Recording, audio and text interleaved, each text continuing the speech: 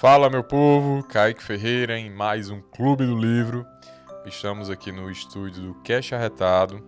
Para vocês que estão chegando, é um podcast onde todas as terças e quintas eu estou aqui com Edgley, trazendo dos mais diversos convidados das mais diversas áreas. E toda semana também temos aqui o Clube do Livro e outros quadros também no canal. Então, hoje vamos falar do livro Sapiens, de um dos escritores mais famosos do mundo, Yuval Harari.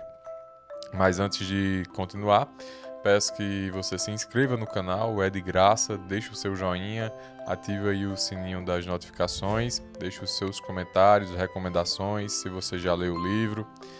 E também você pode se tornar membro do clube, membro do Cash Arretado, onde você vai contribuir apenas com R$ 6,99 por mês, vai nos ajudar a continuar com esse projeto e se tornar um arretado, sem sombra de dúvida. Lembrando que os quadros do canal toda semana tem de receitas, tem política, tem Edgley falando dos mais diversos assuntos também. Então, por favor, se inscreva aí e nos ajude. Entrando um pouquinho agora na questão, no tema do vídeo, do livro Sapiens, de Yuval Harari. Os três livros mais conhecidos de Yuval Harari são Sapiens, Homo Deus e 21 lições do século XXI. Eu não li na sequência, eu li primeiro Sapiens, depois 21 lições do século XXI e agora eu estou lendo Homo Deus. Estou já mais da metade do livro. Ambos os livros eles têm em média 400 páginas. Recomendo a leitura dos três, são ótimos livros, mas o que eu sempre falo aqui no canal é que você sempre tem uma leitura crítica. A questão da escrita do livro é uma escrita de entendimento fácil, mas eu já ouvi algumas pessoas falarem e relatarem que achou a leitura mais densa. Por ser por Harari também trazer assuntos mais técnicos. Por exemplo, falando de forma específica no livro Sapiens, ele divide o livro praticamente em três etapas, onde ele fala da questão da evolução. Ele que é um evolucionista, da questão cognitiva, da agrícola e da revolução industrial, da revolução tecnológica.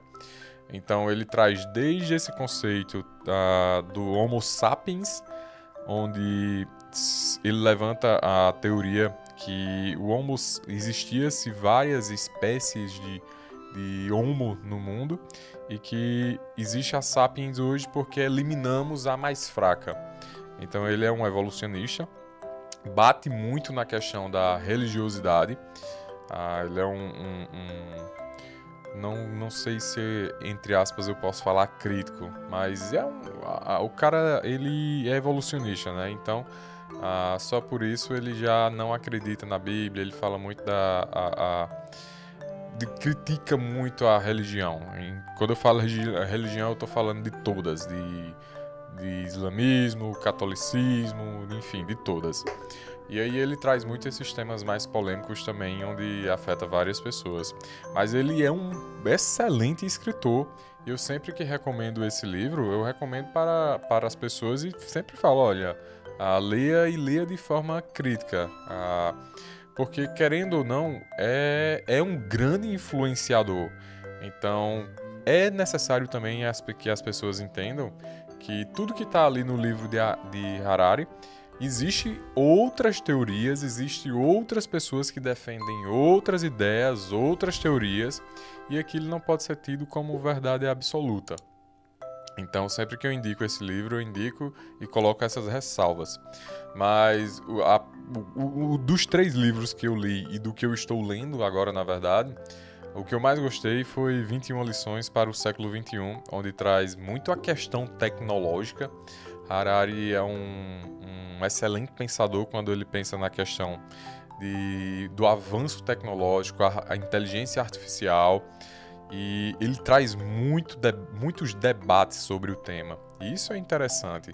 No Homo Deus agora, ele debate muito a questão de nanotecnologia, a mortalidade. A mortalidade é diferente de imortalidade, por exemplo. A mortalidade é o ser humano sendo capaz de viver para sempre, porém em determinado acidente, por exemplo, sofre um acidente de trânsito, o ser humano morre. E o imortal é aquele que não morre jamais, independente da situação. Mas a teoria é que doenças não seriam capazes de matar o ser humano. E aí ele traz muito esse tema para esse livro e debate muito em cima. Nos 3 livros dele, ele fala muito sobre essa questão do avanço tecnológico, mas o que ele dá mais ênfase é justamente em 21 lições do século XXI. Querendo ou não, foi um dos livros dele que eu mais gostei. Se eu não me engano, ele tem outros livros também que ele escreveu, acho que falando sobre a pandemia, mas que eu não li ainda. Mas eu sempre recomendo esses livros e recomendo e dou essas ressalvas para que as pessoas leiam de forma mais crítica. E assim, jovens principalmente, para os mais jovens que eu recomendo, eu sempre dou ênfase nessa ressalva. Leia, mas saiba que existem outras teorias, saiba que existem outros autores que discutem, divergem do que está lá posto no livro de Harari. E eu acho que esse é o que me deixa mais entusiasmado e o que me leva mais à busca de conhecimento, justamente essa diversidade de teorias e de temas que a gente vai lendo e que você vai tendo um embasamento e sempre, independente do que seja, eu gosto sempre de ler com um senso crítico. Mas eu deixo aqui hoje a recomendação para vocês do livro de Harari, Sapiens, e leiam. Tenho certeza que se vocês conseguirem terminar esse livro, vocês vão ler Homo Deus e vão ler 21 lições para o século XXI. Leiam na ordem, eu recomendo isso também. Eu gostaria, se eu pudesse voltar no tempo, eu iria ler na ordem. Lendo primeiro Sapiens, depois Homo Deus e por último 21 lições para o século XXI. Estou pensando aqui no canal em colocar um quadro novo também, gostaria da opinião de vocês. E eu gostaria de fazer um trabalho meio que social, explicando para as pessoas como funciona a nossa democracia, o nosso sistema político, o que um vereador faz, o que um deputado federal, estadual faz, o que um prefeito, as funções, os poderes, os benefícios que todos têm, senadores, quantos senadores, quantos deputados, como é a divisão dos 3 poderes, enfim.